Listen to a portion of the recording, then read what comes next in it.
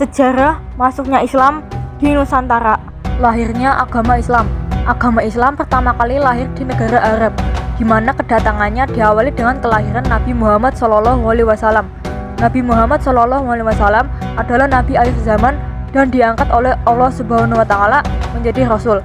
Setelah itu, Nabi Muhammad SAW pun menyebarkan Islam kepada seluruh kaum Arab. Nabi Muhammad SAW lahir di Mekah pada 12 Rabiul Awal tahun Hijrah atau pada tanggal 20 April 571. Beliau adalah seorang yatim piatu dengan ayahnya bernama Abdullah bin Abu Muthalib yang wafat saat berdagang, sedangkan ibunya bernama Aminah binti Wahab yang meninggal saat beliau berusia 7 tahun. Pada usia 40 tahun, Nabi Muhammad sering menyendiri dan bertafakur di Gua Hiro hingga pada akhirnya pada 17 Ramadan 11 Zulhijjah atau 6 Agustus 611 beliau dikunjungi oleh malaikat Jibril yang datang untuk menyampaikan wahyu pertama dari Allah Subhanahu wa Ta'ala kepada beliau. Bacalah dengan menyebut nama Tuhanmu yang menciptakan. Dengan turunnya wahyu tersebut, Nabi Muhammad SAW dipilih sebagai Rasul oleh Allah Subhanahu wa Ta'ala. Sebagai Rasul yang terpilih, Nabi Muhammad memiliki kewajiban untuk menyebarkan ajaran tersebut dan mengabarkan kebenaran ke seluruh umat di dunia. Maka sejak saat itu, Nabi Muhammad SAW bertekad untuk melaksanakan tugasnya dan menyebarkan ajaran Islam ke seluruh dunia. Pada awalnya, beliau hanya mengajarkan kepercayaan tersebut pada orang terdekatnya secara tertutup. Secara perlahan, dakwah beliau disampaikan secara terbuka dan dakwaan tersebut ada yang menerima dan tentunya ada yang sangat menolak. Tantangan hebat tersebut dapat dari kaumnya sendiri, yaitu suku Quraisy. Teori India atau Gujarat. Teori ini dikemukakan oleh Thomas W. Arnold dan Orison. Menurut teori ini, Islam datang ke Indonesia melalui Coromandel dan Malabar, India. Dasar teori ini adalah ketidakmungkinan Gujarat menjadi sumber penyebaran Islam ketika itu. Alasannya, Gujarat belum menjadi pusat perdagangan yang menghubungkan antara wilayah Timur Tengah dengan wilayah Nusantara. Pendapat bahwa Gujarat sebagai tempat asal Islam di Nusantara mempunyai kelemahan-kelemahan tertentu. Kelemahan itu dikemukakan oleh Morrison. Ia berpendapat bahwa meskipun batu-batu nisan yang ditemukan di tempat-tempat tertentu di Nusantara boleh jadi berasal dari Gujarat atau dari Bengal, itu tidak lantas berarti Islam juga datang berasal dari tempat batu nisan itu diproduksi. Banyak bukti yang menguatkan teori India ini. Salah satunya adalah makam Malik As-Saleh yang merupakan salah satu pendiri kerajaan Samudra Pasai. Corak dari batu nisan Malik As-Saleh sangat mirip dengan batu nisan yang ada di Gujarat. Bahkan makam salah satu wali songo, yakni makam Maulana Malik Ibrahim, juga memiliki batu nisan khas India seperti makam Malik As-Saleh. 2. Teori Cina. Teori Cina yang dicetuskan oleh Slamet Mulyana dan Sumanto Al-Qurtubi menyebutkan bahwa Islam masuk ke Indonesia karena dibawa perantau Muslim Cina yang datang ke Nusantara. Menurut teori Cina, Islam masuk ke Nusantara pada sekitar abad ke-9. Dalam hal ini, etnis Muslim Cina berperan dalam proses penyebaran Islam di Nusantara bersamaan dengan migrasi mereka ke Asia Tenggara. Islam di Cina sendiri berkembang berkat hubungan perdagangan Arab Muslim dan Cina yang sudah terjalin sejak awal abad pertama Hijriah. Budaya dan agama Islam masuk ke Cina melalui Kanton atau Guangzhou pada era Taizong tahun 627 sampai 650 Masehi dari dinasti Tang. Pendapat lain mengatakan bahwa penyebaran Islam dari Cina di Nusantara setelah terjadi pada abad ke-7. Setelah perkembangan Islam di Cina, penyebaran Islam kemudian datang ke Sriwijaya. Dari Sriwijaya, Islam kemudian menyebar dan berkembang di Jawa pada tahun 674 Masehi. Bersamaan dengan kedatangan utusan Arab bernama Taceh atau Tasi ke Kalingga pada masa Ratu Sima. Beberapa ahli pendukung teori Cina adalah Slamet Mulyana dan Sumanto Al-Qurtubi. Seperti teori masuknya Islam ke Nusantara lainnya, teori Cina memiliki kelebihan dan kelemahan. Berikut ini kelebihan dan kelemahan teori Cina masuknya Islam ke Indonesia. Kelebihan teori Cina. Adapun bukti yang mendukung teori Cina adalah pengaruh yang kuat budaya dan tradisi Cina pada budaya Sumatera bagian selatan. Selain itu, Raden Patah, pendiri Kerajaan Demak, adalah keturunan Tionghoa dari garis ibunya. Bukti lain terdapat pada masjid di beberapa kota di Indonesia yang memiliki arsitektur Cina. Seperti contohnya Masjid Chenghu di Surabaya yang kaya akan ornamen Cina. Laksamana Chenghu sendiri dipercaya sebagai seorang penjelajah Muslim Cina yang turut menyebarkan Islam di Nusantara. Kelemahan teori Cina. Di samping kelebihan dan bukti-bukti pendukungnya, teori Cina juga memiliki kelemahan yang membuatnya ditentang beberapa ahli. Pasalnya, teori Cina tidak menjelaskan awal masuknya Islam ke Nusantara. Teori Cina hanya menjelaskan peranan Cina dalam pemberitaan yang memuat bukti-bukti Islam telah datang ke Nusantara. Teori Arab atau Mekah.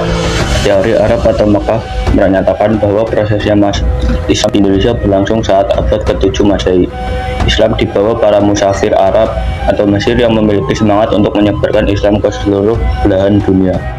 Menurut Buya Hamka, pada bukunya yang memiliki judul Sejarah Umat Islam yang diterbitkan pada tahun 1997, dijelaskan bagaimana banyak bukti masuknya agama serta ajaran Islam di Indonesia.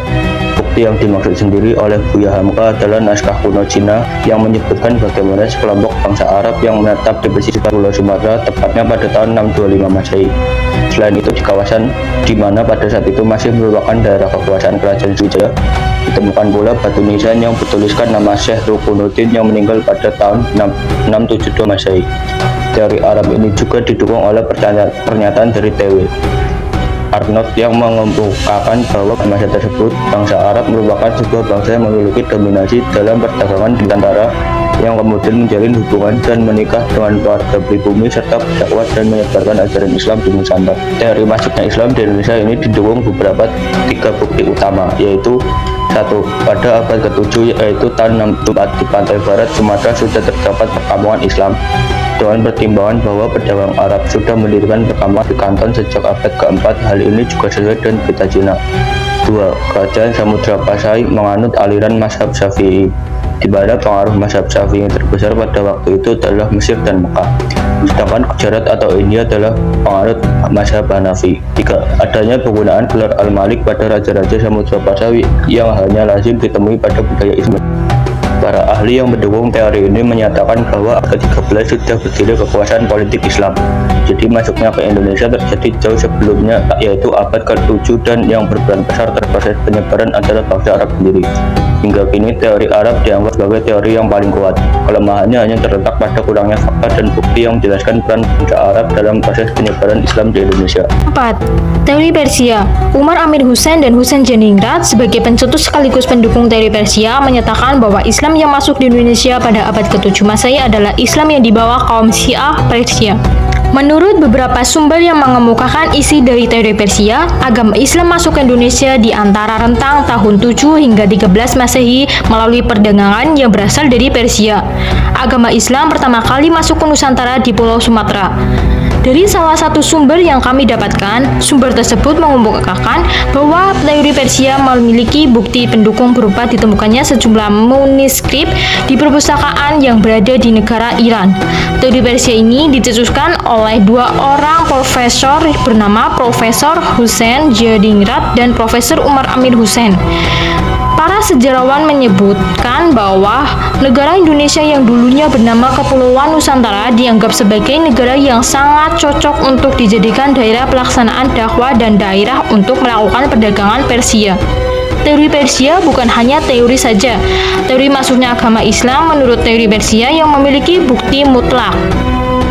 Teori ini didukung adanya beberapa bukti pembenaran, diantaranya A. Peringatan 10 Muharram atau Syura atas meninggalnya Hasan dan Husain cucu Nabi Muhammad yang sangat dijunjung oleh orang Syiah atau Islam Iran. B. Di Sumatera Barat, peringatan tersebut disebut dengan upacara tablik atau tabut, sedangkan di Pulau Jawa ditandai dengan pembuatan bubur syuro. C. Kesamaan ajaran Sufi. D. Penggunaan istilah Persia untuk mengeja huruf Arab.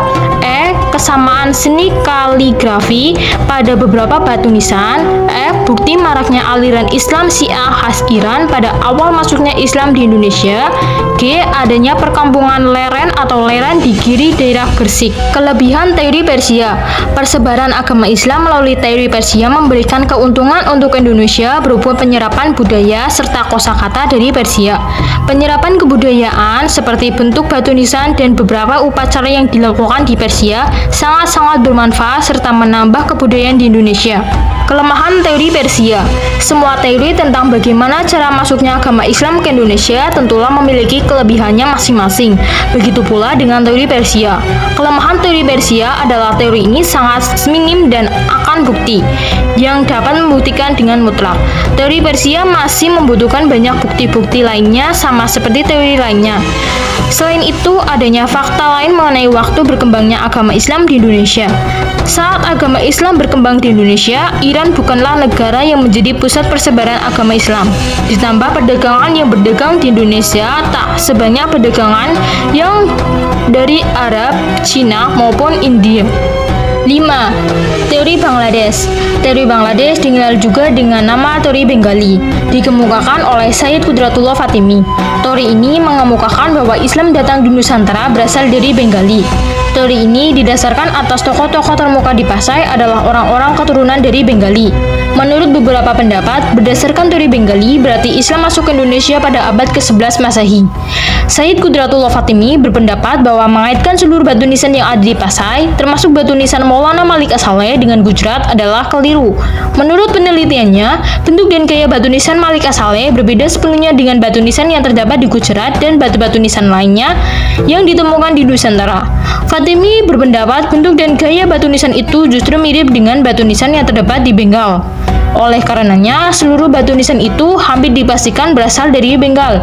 Dalam kaitan dengan data artefak ini, Fatimi mengkritik para ahli yang mengambilkan batu nisan Siti Fatimah bertanggal 1475 atau 1082 yang ditemukan di lereng Jawa Timur.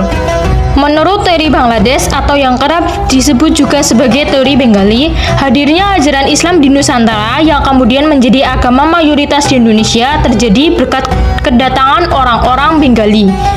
Bangladesh sendiri kini merupakan sebuah negara di Asia Selatan yang berbatasan langsung dengan India dan Myanmar. Adapun Bengali adalah komunitas etnik atau suku bangsa yang mendiami wilayah Benggala. Benggala Barat kemudian masuk ke dalam wilayah India, sedangkan Benggala Timur menjadi bagian dari Bangladesh. Suku Bengali merupakan kelompok etnis terbesar ketiga di dunia setelah Tionghoa atau Cina dan Arab. Teori Bangladesh sebagai salah satu teori terkait sejarah masuknya agama Islam ke Nusantara dicetuskan oleh Sayyid Qudratullah Fatimi. Landasan untuk menguatkan teori ini salah satunya adalah bahwa ada tokoh-tokoh termuka di Pasai atau Aceh yang berasal dari Benggala alias dari etnis Bengali. Cara penyebaran Islam di Nusantara. Pada masa kedatangan dan penyebaran Islam di Indonesia, terdapat beraneka ragam suku bangsa, organisasi pemerintah, struktur ekonomi, dan sosial budaya. Suku bangsa Indonesia yang bertempat tinggal di daerah-daerah pedalaman, jika dilihat dari sudut antropologi budaya, belum banyak mengalami percampuran jenis-jenis bangsa dan budaya dari luar, seperti dari India, Persia, Arab, dan Eropa. Struktur sosial dan budayanya agak statis dibandingkan dengan suku bangsa yang mendiami daerah pesisir. Mereka berdiam di pesisir, lebih-lebih di kota pelabuhan, menunjukkan ciri fisik dan sosial budaya yang lebih berkembang akibat percampuran dengan bangsa dan budaya dari luar. Penyebaran Islam di Nusantara pada awalnya didorong oleh meningkatnya jaringan perdagangan di luar kepulauan Nusantara. perdagangan, dan bangsawan dari kerajaan besar Nusantara biasanya adalah yang pertama mengadopsi Islam. Kerajaan yang dominan termasuk Kesultanan Mataram di Jawa Tengah sekarang dan Kesultanan Ternate dan Tidore di Kepulauan Maluku di timur. Pada akhir abad ke-13, Islam telah berdiri di Sumatera Utara. Abad ke-14 di timur laut Malaya, Brunei, Filipina Selatan. Di antara beberapa abdi kerajaan di Jawa Timur, abad ke-15 di Malaka dan wilayah lain di Semenanjung Malaya, sekarang Malaysia. Meskipun diketahui bahwa penyebaran Islam dimulai di sisi barat Nusantara, kepingan-kepingan bukti yang ditemukan tidak menunjukkan gelombang konversi bertahap di sekitar setiap daerah Nusantara, melainkan bahwa proses konversi ini rumit dan lambat. 1. Melalui perdagangan. Saluran perdagangan merupakan tahap yang paling awal dalam tahap Islamisasi yang diperkirakan dimulai pada abad ke-7 Masehi yang melibatkan pedagang-pedagang Arab, Persia, dan India. Menurut Pangpres, sekitar abad ke-7 sampai abad ke-16, lalu lintas perdagangan yang melalui Indonesia sangat ramai. Dalam agama Islam, siapapun bisa sebagai penyebar Islam, sehingga hal ini menguntungkan karena mereka melakukannya sambil berdagang. Pada saluran ini, hampir semua kelompok masyarakat terlibat, mulai dari raja, birokrat, bangsawan, masyarakat kaya, sampai menangkah ke bawah. Proses ini dipercepat dengan runtuhnya kerajaan-kerajaan Hindu-Buddha. 2. Melalui perkawinan. Tahap ini merupakan kelanjutan dari tahap perdagangan. Para pedagang yang datang kelamaan menetap dan terbentuklah perkampungan yang dikenal dengan nama pekojan. Tahap selanjutnya, para pedagang yang menetap ada yang membentuk keluarga dengan penduduk setempat dengan cara menikah. Misalnya Raden Rahmat, Sunan Ampel dengan Nyai Manila.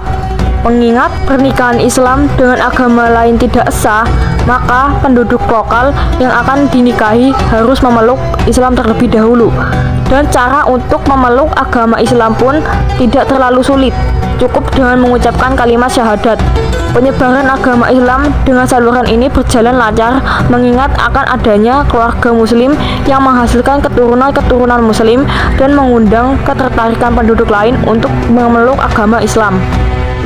Dalam beberapa babad diceritakan adanya proses ini, antara lain A.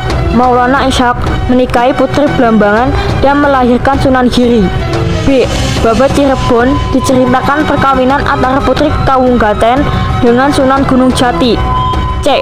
Babad Tuban menceritakan perkawinan antara Raden Ayu Teja, putri Adipati Tuban dengan Syekh Abdurrahman. 3. Melalui pendidikan. Para ulama, kiai, dan guru agama berperan penting dalam penyebaran agama dan kebudayaan Islam. Para tokoh ini menyelenggarakan pendidikan melalui pondok pesantren bagi para santri-santrinya. Dari para santri inilah nantinya Islam akan disosialisasikan di tengah masyarakat. Pesantren yang telah berdiri pada masa pertumbuhan Islam di Jawa antara lain Pesantren Sunan Ampel di Surabaya dan Pesantren Sunan Giri di Giri. Pada saat itu terdapat berbagai kiai dan ulama yang dijadikan guru agama atau penasihat agama di kerajaan-kerajaan. Kiai Dukuh adalah guru Maulana Yusuf di Kerajaan Banten. Kiai Ageng Selo adalah guru dari Jagat Ningkir. Syekh Yusuf merupakan penasihat agama Sultan Ageng Tirtayasa di Kerajaan Banten. Melalui kesenian, penyebaran Islam melalui seni budaya dapat dilakukan melalui beberapa cara seperti seni bangunan, seni pahat atau ukir, seni tari, seni musik, dan sastra. Saluran seni yang paling terkenal adalah pertunjukan wayang dan musik. Dasar Pitutur atau Sunan Kalijaga merupakan salah satu wali yang aktif menyebarkan Islam dengan menggunakan sarana wayang. Cerita wayang diambil dari kisah Mahabharata dan Ramayana, tetapi oleh Sunan Kalijaga diseliptakan tokoh-tokoh dari pahlawan Islam. Alamat tertentu disebutnya sebagai simbol Islam. Misalnya, panah kalimat sada, sebuah senjata paling ampuh dihubungkan dengan kalimat syahadat. Pernyataan yang berisi pengakuan kepada Allah Subhanahu wa Ta'ala dan Nabi Muhammad SAW sebagai rukun Islam yang pertama. Sementara untuk musik, banyak dilakukan oleh Sunan Bonang. Karya Sunan Bonang yang paling populer adalah Tombo Ati, yang hingga sehari ini masih dinyanyikan banyak orang. Contoh lainnya antara lain Gamelan atau oleh Sunan Derajat serta Ganding, lagu-lagu yang berisi syair-syair, nasihat, dan dasar-dasar Islam. Kesenian yang telah berkembang sebelumnya tidak musnah, tetapi diberkaya oleh seni Islam atau akulturasi. Pesan-pesan Islamisasi juga dilakukan melalui sastra. Misalnya, kitab Primbon pada abad ke-16 Masehi yang disusun oleh Sunan Bonang. Kitab-kitab tasawuf diterjemahkan ke dalam bahasa Melayu dan bahasa daerah. Babat dan hikayat juga ditulis dalam bahasa daerah dengan huruf daerah Arab. Penyebaran Islam juga tidak dapat dilepaskan dari peranan para wali. Ada 9 wali yang menyebarkan Islam yang dikenal dengan cara berdakwah, yang disebut juga wali songo. Mereka dikenal dengan memiliki ilmu serta penghayatan yang tinggi terhadap agama Islam. Berikut yang termasuk wali songo. 1. Maulana Malik Ibrahim atau Sunan Gresik berasal dari Persia. 2. Sunan Ampel atau Raden Rahmat. 3. Sunan Derajat atau Syarifuddin atau putra Raden Rahmat. Sunan Bonang atau Mahmud Ibrahim, putra Raden Rahmat. Sunan Giri atau Raden Paku, murid Sunan Ampel. Sunan Kudus atau Jafar Siddiq. 8. Sunan Muri atau Raden Umar Syahid. 9. Sunan Gunung Jati atau Syarif Hidayatullah. Melalui politik, kekuasaan raja memiliki peranan sangat besar dalam penyebaran Islam di Indonesia. Ketika seorang raja memeluk Islam, maka secara tidak langsung rakyat akan mengikuti. Dengan demikian, setelah agama Islam mulai tumbuh di masyarakat, kepentingan politik dilaksanakan melalui perluasan wilayah kerajaan yang diikuti dengan penyebaran agama.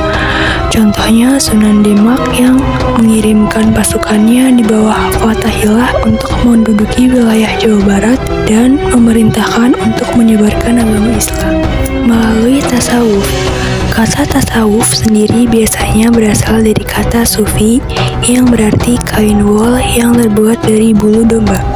Tasawuf adalah ajaran untuk mengenal dan mendekatkan diri kepada Allah sehingga memperoleh hubungan langsung secara sadar dengan Allah dan memperoleh ridhonya.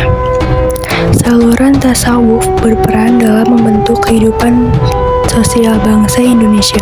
Hal ini dimungkinkan karena sifat tasawuf yang memberikan kemudahan dalam pengajian ajarannya karena disesuaikan dengan alam pikiran masyarakatnya. Bukti-bukti mengenai hal ini dapat diketahui dari sejarah Banten, babat tanah Jawi, dan hikayat raja-raja Pasai.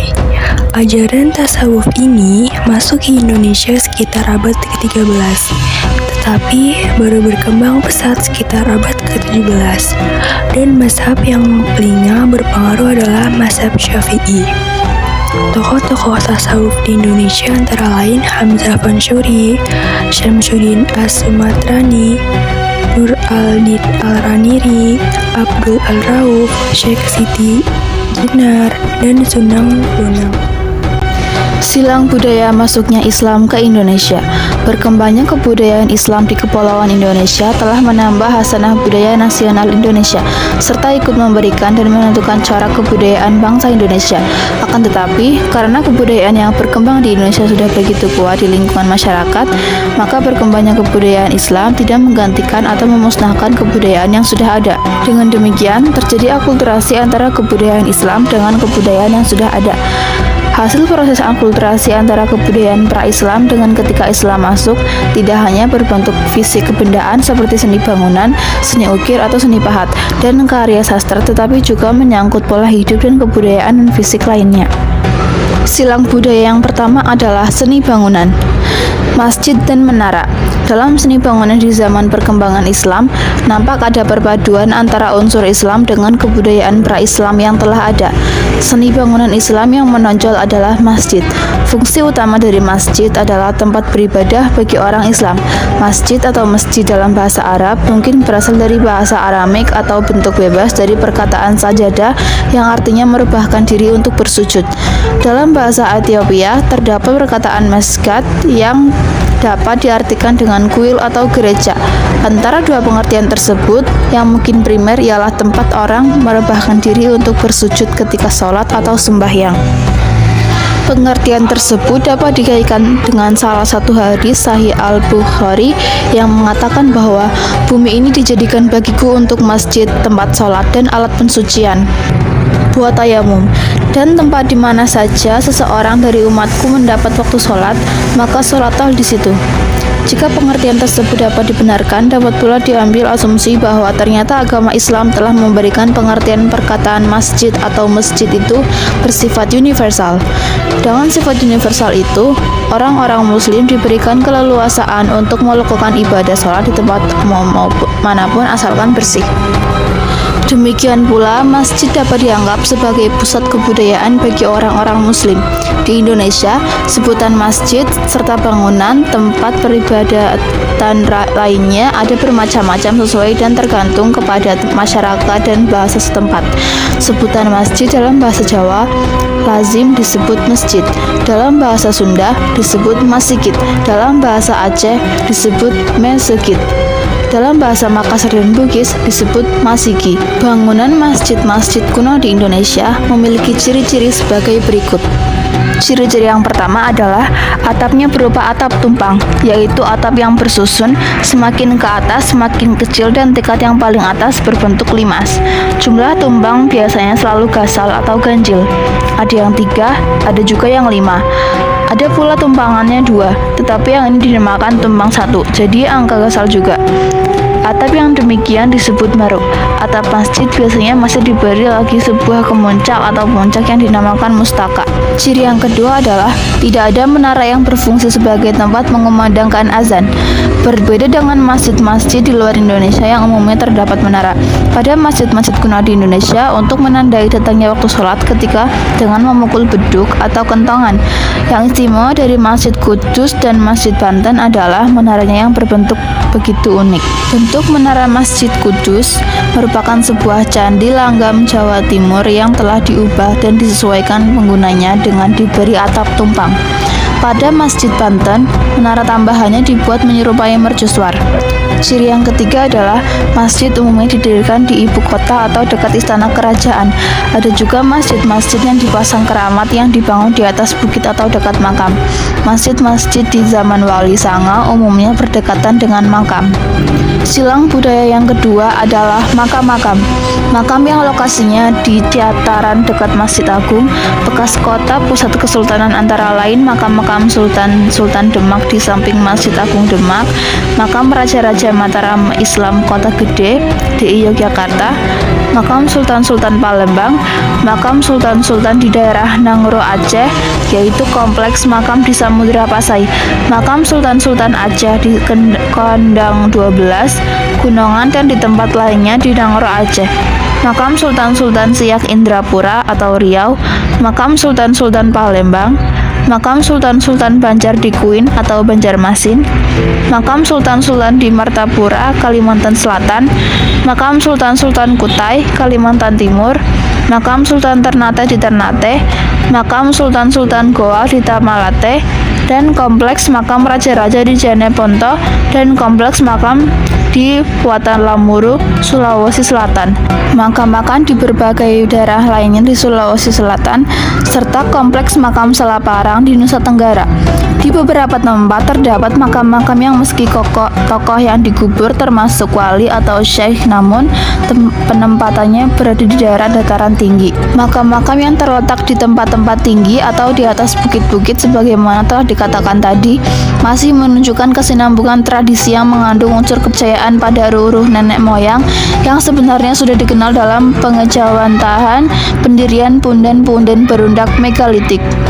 Tradisi tersebut dilanjutkan pada masa kebudayaan Indonesia Hindu Buddha yang diwujudkan dalam bentuk bangunan-bangunan yang disebut candi. Antara lain Candi Dieng yang berketinggian 2000 meter di atas permukaan laut, Candi Gedong Sanga, Candi Borobudur. Silang budaya yang ketiga adalah seni ukir. Pada masa perkembangan Islam di zaman Madyah, berkembang ajaran bahwa seni ukir, patung, dan melukis makhluk hidup, apalagi manusia secara nyata tidak diperbolehkan. Di Indonesia, ajaran tersebut ditaati. Hal ini menyebabkan seni patung di Indonesia pada zaman Madyah kurang berkembang. Padahal pada masa sebelumnya, seni patung sangat berkembang, baik patung-patung bentuk manusia maupun binatang. Akan tetapi, sesudah zaman Madyah, seni patung berkembang seperti yang dapat kita saksikan sekarang ini. Walaupun seni patung untuk menggambarkan makhluk hidup secara yang tidak diperbolehkan, akan tetapi seni pahat atau seni ukir terus berkembang. Para seniman tidak ragu-ragu mengembangkan seni hias dan seni ukir dengan motif daun-daunan dan juga bunga-bungaan seperti yang telah dikembangkan sebelumnya. Kemudian juga ditambah seni hias dengan huruf Arab, kaligrafi. Silang budaya yang keempat adalah aksara dan sastra. Tersebarnya Islam di Indonesia membawa pengaruh dalam bidang aksara atau tulisan. Abjad atau huruf-huruf Arab sebagai abjad yang digunakan untuk menulis bahasa Arab mulai digunakan di Indonesia. Bahkan huruf Arab digunakan di bidang seni ukir. Berkaitan dengan itu, berkembang seni kaligrafi di zaman Madyah tidak terlepas dari pengaruh unsur sastra sebelumnya. Dengan demikian, terjadilah akulturasi antara sastra. Islam dengan sastra berkembang di zaman pra-Islam. Seni sastra di zaman Islam terutama berkembang di Melayu dan Jawa. Dilihat dari corak dan isinya, ada beberapa jenis seni sastra sebagai berikut. Yang pertama, hikayat adalah karya sastra yang berisi cerita sejarah ataupun dongeng. Dalam hikayat, banyak ditulis berbagai peristiwa yang menarik, keajaiban, atau hal-hal yang tidak masuk akal. Hikayat ditulis dalam bentuk gancaran, karangan bebas atau prosa. Hikayat-hikayat yang terkenal misalnya Hikayat Iskandar Zulkarnain, Hikayat Raja-Raja Pasai, Hikayat Haidir, Hikayat Si Miskin, Hikayat 1001 Malam, Hikayat Bayan Budiman, dan Hikayat Amir Hamzah. Yang kedua, babat mirip dengan hikayat. Penulisan babat seperti tulisan sejarah, tetapi isinya tidak selalu berdasarkan fakta. Jadi, isinya campuran antara fakta sejarah, mitos, dan kepercayaan. Di tanah Melayu, terkenal dengan sebutan tambo atau salasilah. Contoh babat adalah babat Tanah Jawi, babat Cirebon, babat Mataram, dan babat Surakarta. Yang ketiga, syair berasal dari perkataan Arab untuk menanamkan karya sastra berupa sajak-sajak yang terdiri atas 4 baris setiap baitnya. Contoh syair sangat tua adalah syair yang ditulis pada batu nisan makam Putri Pak Saidi Minyak 7. Yang keempat, suluk merupakan karya sastra yang berupa kitab-kitab dan isinya menjelaskan soal-soal tasawufnya. Contoh suluk yaitu Suluk Sukarasa, Suluk Wujil, dan Suluk Malang Sumirang. 5. Kesenian. Di Indonesia, Islam menghasilkan kesenian bernafas Islam yang bertujuan untuk menyebarkan ajaran Islam. Kesenian tersebut misalnya sebagai berikut. Permainan debus, yaitu tarian yang pada puncak acara para penari menusukkan benda tajam ke tubuhnya tanpa meninggalkan luka. Tarian ini diawali dengan pembacaan ayat-ayat dalam Al-Quran dan sholawat Nabi. Tarian ini terdapat di Banten dan Minangkabau. Syaudati. Syaudati berasal dari kata syaidati yang artinya permainan orang-orang besar. Syaudati sering disebut saman, artinya 8. Tarian ini aslinya dimainkan oleh 8 orang penari. Para pemain menyanyikan lagu yang isinya antara lain sholawat Nabi. Wayang. Pertunjukan wayang sudah berkembang sejak zaman Hindu. Akan tetapi pada zaman Islam terus dikembangkan. Kemudian berdasarkan cerita Amir Hamzah dikembangkan pertunjukan wayang golek. 6. Kalender. Menjelang tahun ketiga pemerintahan Khalifah Umar bin Khattab, beliau berusaha membenahi kalender Islam. Perhitungan tahun yang dipakai atas dasar peredaran bulan atau Qamariyah. Umar menetapkan tahun 1 Hijriah bertepatan dengan tanggal 14 September 622 Masehi, sehingga sekarang kita mengenal tahun Hijriah.